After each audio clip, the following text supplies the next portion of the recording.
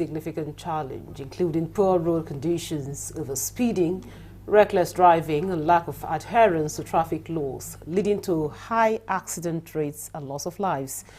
The accident involving an 18-seater Hummer bus and a heavy-duty DAF truck on Sunday resulted to the death of 21 people, with many receiving treatment. It's an example of daily reoccurrence of accidents on Nigerian roads. Road safety in Nigeria is a multifaceted challenge that requires the cooperation of all stakeholders, including government agencies, road users, and the wider community. This can be achieved by addressing the key issues of road conditions, traffic management, and driver behavior, among others, by promoting a culture of safety first. Recently, the Federal Road Safety Corps secured the conviction of 4 drivers to 35 years of community service for road traffic violations. However, despite these efforts, traffic violation is still a trend. Well, these and more are some of the issues we'll be discussing on the program Nigeria Today. Thanks for joining us. I'm Ikaria Clinton.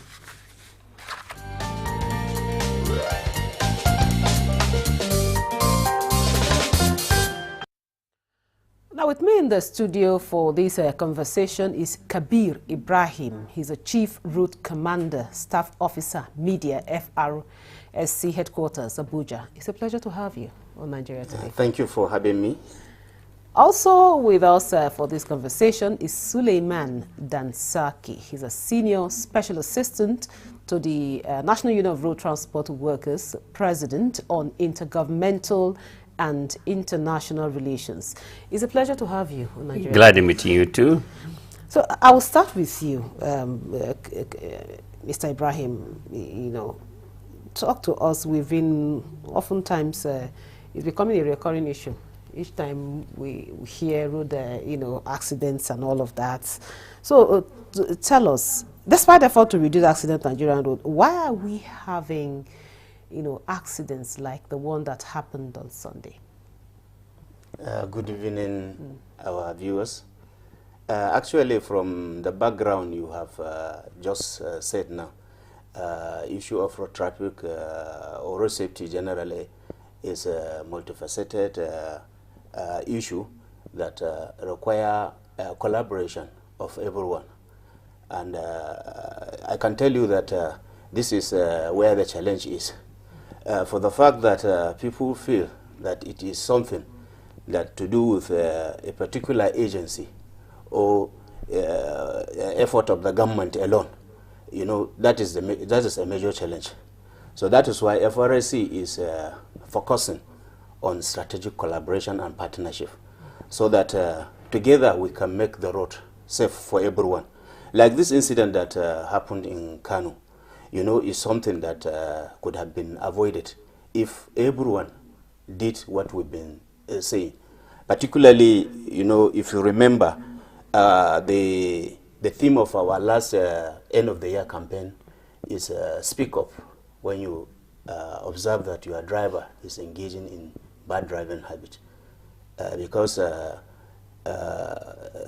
when accident happen, when a crash happen, more passengers died more than driver. It's only one driver that died, like in this issue.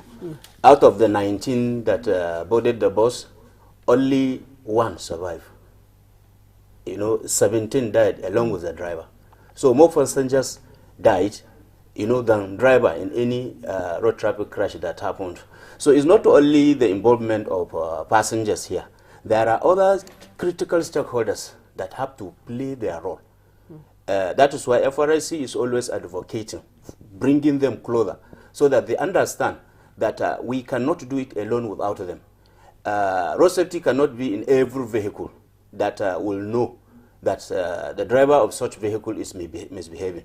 But when when a passenger that is inside the vehicle observe that the driver is overspeeding or is overtaking dangerously, like this one, is a route violation, driving against the traffic. So, as I said, it could have been avoided if the passengers inside the vehicle, resisted. Ask the driver that you cannot drive against the traffic, because it is always hazardous to drive against the traffic. And the resultant effect of that is always head-on collision, because the other people from the opposite direction are not expecting you. Oh, okay, having said that, Mr. Dansaki, of course, Ibrahim has mentioned some of the things that, you know, that usually happen on our roads with the driver driving reckless. Let me ask you now, as the road users, you know, so talk to us, what are some of the issues or what are some of the challenges you think that result to these kinds of accidents on our roads? Thank you very much for this important question. Really what is happening and what happened yesterday, it is truly, I either blame the road construction, the Kaduna road construction, Lagos, Kano, Abuja road construction, is they are not serious, they are not executing their this diligently. In fact, what is happening that they have also grade the other side, and the other side, the other vehicle is coming. Yes, it's against the traffic, but there's no way he can go without going that way. And that's exactly what happened. But recklessly, truly I agree. The bus driver driving recklessly, because after taking the wrong way, and then at the same time he wanted to overtake another vehicle, he miscalculated the velocity of the oncoming vehicle. That is why he underestimated the coming. Before he maneuver and go back, that is, they have that head-on collision. And another important issue, I really so much advocate and advise the road safety. Not only they cannot execute it anyhow, most especially the overloading. I know during our time on the road, if you carry more than what you can close your boot, it's an overloading. And you can see that a vehicle, a bus is carrying more than 1/4 of the total length of the vehicle. There was a time when I was coming from Lokoja area, I saw a vehicle going to Gombe, carrying an overload. When they maneuver a little bit, the vehicle wanted to take off. The passenger must have to come down and bring it down, and started moving. And in some of the rallies, I advised the road safety. And I'm insisting on this. That is why I don't have the intention of duplicating what I'm saying always. A good speech don't need to be repeated. But consistently I'm saying that if I get my way, most of the driving license will be revoked and let everybody go back to the basics. Many people, they even don't know. They don't know that what they are doing is wrong. Most especially, even in Abuja here, I saw where I have corrected the road sign in Abuja here. So the law enforcement agencies and the driver doesn't know what is the right. And a traffic law consistently, not even in Nigeria, internationally, is always under review, and people, because of the nature of the life spent. If today somebody will come to Nigeria today and reduce the high rate of accident in Nigeria to 40%, his name will be written in gold. There is no epidemic that is claiming life more than the road accident. Thank you very much, Dansaki. Now, back to you, Kabir. He raised a very pertinent issue, a very important issue.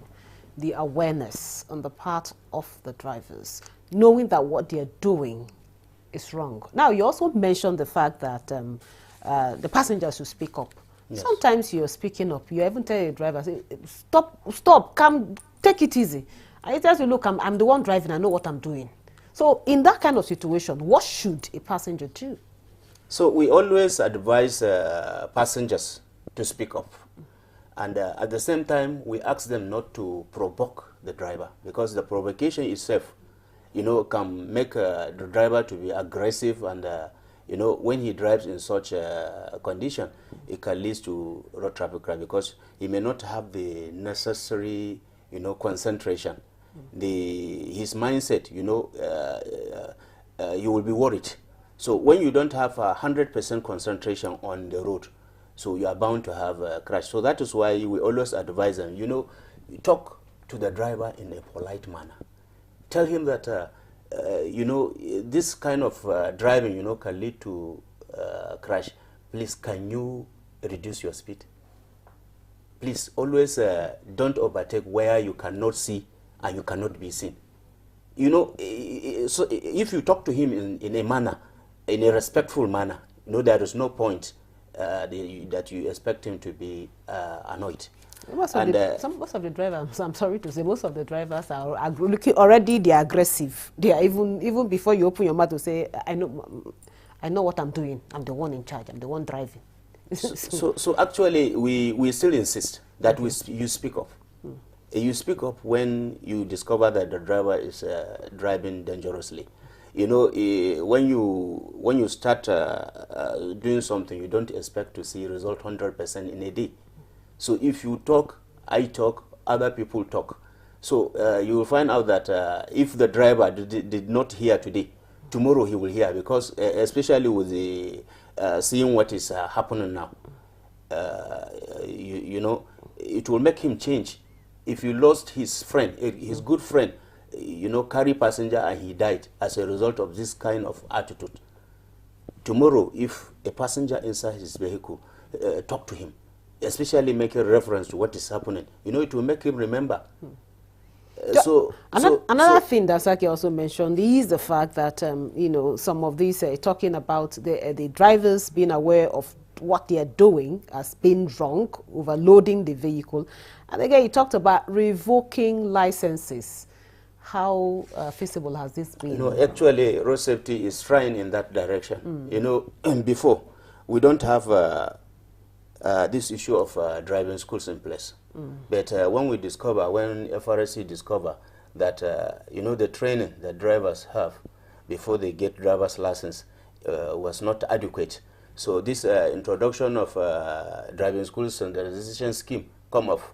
And when, you know, it come off, they don't allow government to handle it. We don't handle it ourselves. We involve, you know, private individuals. We certify them. If they have the competency, there are certain criteria when they fill it, you know, FRSC certify them. And we don't leave them like that. We follow them to monitor and, you know, make sure that they are doing the right thing. They are doing what is expected of them. Before you are given driver's license for the first time now, you have to enroll into driving school for at least 21 days session. You have to learn all the nitty-gritties of, you know, the driving. You have to know the road signs, and even this causes and effect of road traffic crash will be, you know, you will be taught. So these are things that FRSC is doing, and everybody know that we visit the park, at the same time talk to them. We even, you know, have a paradigm shift from the traditional motor park rallies to town hall meetings, where you have the major stakeholders, including traditional rulers, community leaders, religious leaders, and what have you, so that, you know, together we can understand that it is not a sole responsibility of FRSC to reduce these crashes on the road. The education we are doing, the enlightenment we are on it. The NLTW and other transport organizations are aware, because we are doing it together. Okay, we'll take a short break now. The conversation will continue after the break. Don't go away. The implementation of the ruling is also dependent on another aspect or another arm of government. Nowhere in the world will allow, under digital economy, for banks not to be dispensing domestic currency in that economy. What will make this one different? We want to know what they do as occupation. All of these are attributes that our questions have been designed to investigate. In a few days to come, you see that we are all around their own crannies and everywhere in Nigeria, telling people to cooperate. Welcome to Nigeria Today.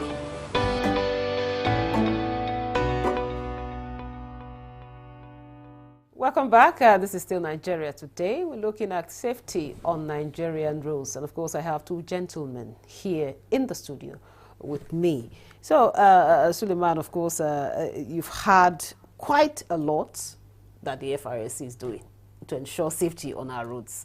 But again, there's this allegation that road workers, you know, most of them or some of them drive under the influence of alcohol or even drugs. What is the organization doing, the union doing, to ensure that their drivers are free? You see, the road safety, there is certain issue which is very important they have to know. They are going for a rally, but to obtain a driving license with the international standard, even today in London, I'm one of the international, I'm taking the international matters. So I know even in London, you must have to at least 9 months before you obtain a license. I'm talking about the B license. And then you graduated to C license to E to G. But today in Nigeria, all the licenses are B. So therefore, there is a difference for that. For instance, that I got my license years back, E license. But now when I'm going to renew it, I have it here. They don't have this thing. It's still B. B is a beginner. So therefore, it is like I graduated and I got a degree. When I come to renew my certificate, you give me a primary school certificate. Okay. So therefore, I think that what I'm saying, you see, they have the rallies. They are doing the rallies. But it's not enough. Let me give you an example here in Abuja. The legitimate parks in the whole Abuja are 3. And all the rallies is within the 3 motor parks. Karu, Otako, and Zuba. The 200 motor parks are illegal motor parks. It is the constitutional statutory right of the local government to own a motor park. When they own a motor park, it is one of their internal generated revenue base. If anybody load outside that motor park, he's liable to 6 months imprisonment. So are you saying that the awareness, the creation of awareness is not enough? It's not enough. Okay. It's not enough. That is why I said that even if they revoke my license, I got my license, I got e-license 1975 with a Bedford, military Bedford. So you can see that if there is any accident, I am equal to the tax. When I ask where do you come, I will tell you exactly what happens.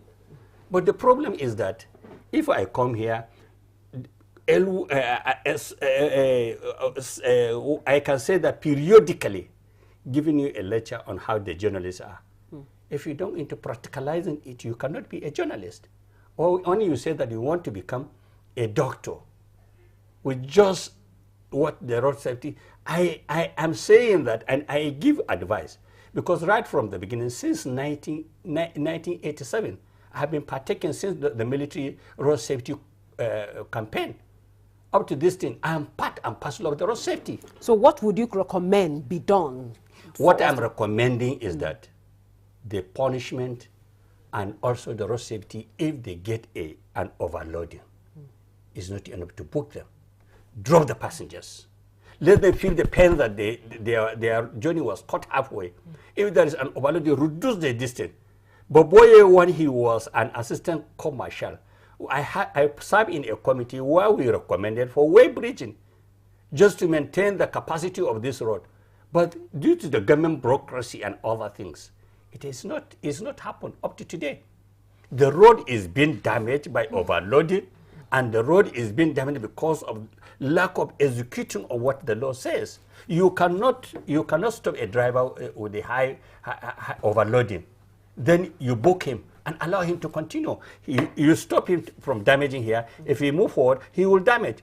And another issue, when the farmers are constructing their road, sometimes they remove the surface of the road, and then they will leave it to about a week.